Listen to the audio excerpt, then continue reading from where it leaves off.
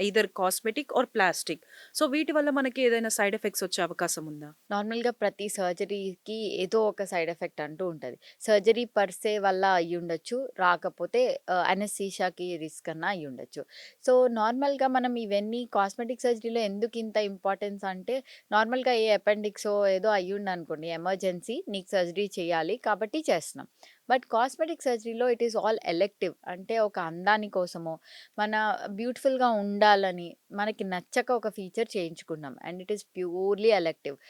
So, functional indication కాకుండా చేసే సర్జరీస్‌లో ఇంకా కొంచెం ఎక్స్‌ట్రా ప్రికాషన్స్ తీసుకుంటాం. Hmm. So, patient young adult వాళ్ళకేం కోమార్బిడ్స్ లేవు. అంటే ఏ డయాబెటిస్ లేదు, హైపర్‌టెన్షన్ లేదు. ప్రీవియస్‌గా కూడా ఏం హార్ట్ ఇష్యూస్ కానీ, ఆస్తమా, హైపోథైరాయిడిజం లాంటివి ఏం లేవు అన్న వాళ్ళకి యూజువల్‌గా అనస్థీషియా ఇచ్చినా ప్రాబ్లమ్ ఉండదు. సర్జరీ మూలంగా కూడా ఎలాంటి ఏమి ప్రాబ్లమ్? ఇష్యూ ఉండదు అని మనం అనుకుంటాం. కానీ కొన్ని కొన్ని సార్లు ఇప్పుడు పేషెంట్స్‌లో ఎర్లీగా diabetes, hypertension, hypothyroidism most common ఇలా ఉంటున్నాయి.